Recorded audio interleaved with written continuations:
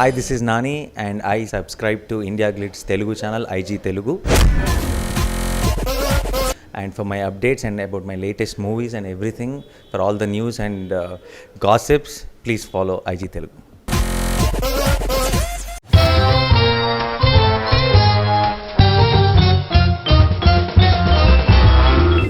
MS Dhoni the untold story ఈ cinema world wide ని release అయ్యి సెన్సేషన్ క్రియేట్ చేసింది.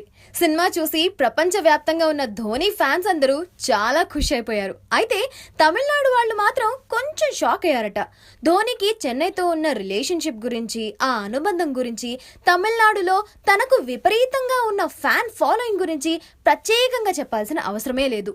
సినిమాలో తన జర్నీ గురించి చాలా చెప్పారు గానీ చెన్నై సూపర్ కింగ్స్ జట్టు గురించి కానీ, తమిళనాడు గురించి కానీ ప్రస్తావించకపోవడం కొంతమందిని బాధ పెట్టిందట. అయితే చెన్నై సూపర్ కింగ్స్ జట్టు IPL నుండి 2 years బ్యాన్ కావడంతో ఆ టాపిక్ తేవడం అనవసర తలనొప్పులు తెచ్చుకోవడం ఎందుకులే అని ధోని డైరెక్టర్లు సేఫ్ గేమ్ ఆడారని కొంతమంది అనుకుంటున్నారు. వీళ్ళిద్దరు కలిసి యాక్ట్ చేసిన శివంలో వీళ్ళిద్దరి పేరు నాకు అస్సలు నచ్చలేదు. సో వీళ్ళిద్దరు కాంబినేషన్ లో మళ్ళీ ఇంకో సినిమానా? ఇది హైపర్ సినిమా గురించి నా ఫస్ట్ నెగటివ్ ఒపీనియన్. సూపర్ బాగుంది. మూవీ హైపర్ బాగుందండి. Commercial movie out and out చాలా కామెడీ ఉంది.